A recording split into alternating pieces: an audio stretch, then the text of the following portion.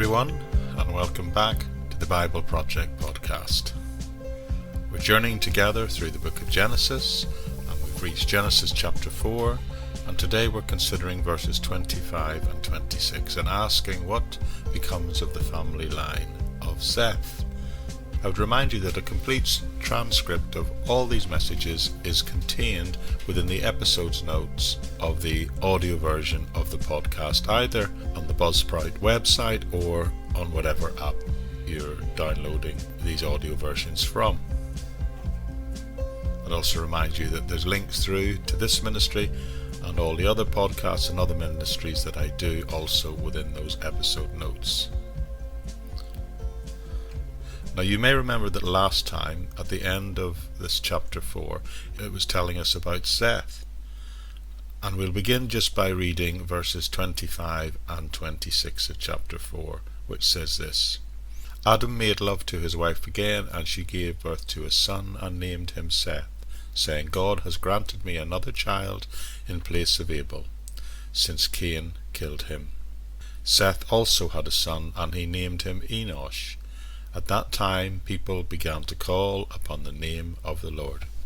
So in stark contrast to the line of Cain, which we looked at predominantly last time, this is the family line of Seth, and it's declared to be a godly line, a line that calls upon the name of the Lord. So the conclusion of this tale of two brothers is really about Cain and Seth, not Cain and Abel.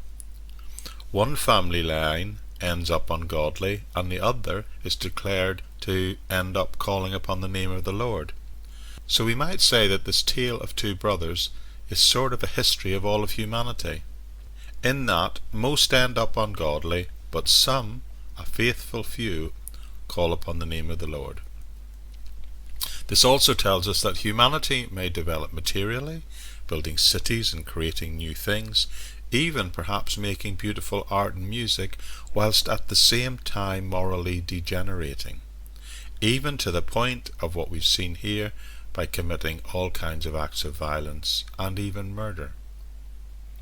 Now we've covered a lot of ground recently, and I want to conclude this section of Genesis by making two very quick observations, and then I'll close. First of all, I want to put this story in the context of the whole book of Genesis. You may remember a few weeks ago, or quite a few weeks ago, towards the beginning of this series, I talked about the phrase, this is the history of, or this is the generation of, and how that phrase appears 11 times in the book of Genesis, and each time we see that phrase, it marks a turning point in the text. Well, we've arrived at one of those points today. All the way back in chapter 2, we saw that it said this is the history of the heavens and the earth when they were created by the Lord God. In other words, these early chapters tell us how God created the heavens and the earth, and now Genesis is saying that this is what subsequently happened to that creation. So to summarize so far, the first observation I'd like to make is that mankind disobeyed God, and a result of that led to disobedience, violence, and even murder. But a faithful remnant still called upon the name of the Lord. God had put the human race in paradise, but they had chosen to disobey him, and consequently within one generation and a single act of disobedience, the society that followed had degenerated into violence and murder. Unbelief led to disobedience, and disobedience led to murder. Immorality increased in open defiance of God's, whilst at the same time mankind was technically progressing, was becoming artistically expressive, but they were ultimately becoming a self-gratifying society. The second observation I'd like to make is that the Cain family line materially prospered even though they were rebelling against God. Cain's descendant took the lead in building cities, developing music, even advancing agriculture and spreading, some might say, civilization, but at the same time they were falling into sin and violence. However, it seems the descendants of Seth are making a more important advance, because they are calling upon the name of the Lord.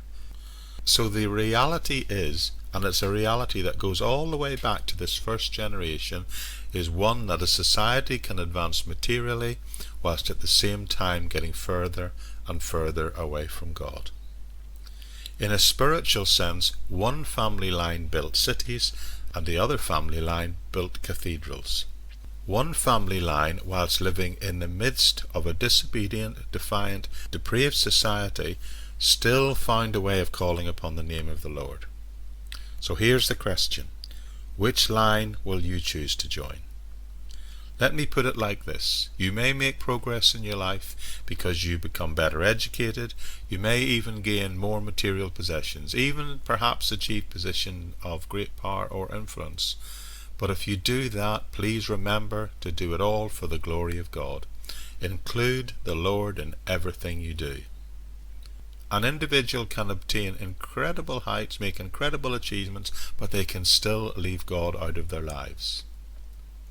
In 1969, we know man landed on the moon. Do you know that NASA made a plaque to put on the lunar lander, and that plaque said something about the fact that we were landing there for all mankind? The plaque was to be signed by all the astronauts and President Nixon. So it was taken to the White House for approval, and there was a debate amongst the staff. One of the staff looked at the plaque and felt he should add the phrase "under God." Another staff member complained that what was under God got to do with the great achievement they had made. So they sent both options to Richard Nixon, and he approved and initialed the version that included "under God." The problem was that NASA had already made the plaque, and they didn't go ahead and make the second. So there is still, as I speak, on the moon, a plaque commemorating one of the greatest achievements in human history. We landed on the moon, and what a great achievement that was for humanity. But apparently, we did it without God. And that, my friends, is a picture of the line of Cain. A line of great achievements, people who built great cities, originated music and art, initiated the work of skilled craftsmen and builders, but did it without God. So don't go the way of Cain, friends. Go the way of the family line of Seth. Submit your life into the care of and to the glory of God.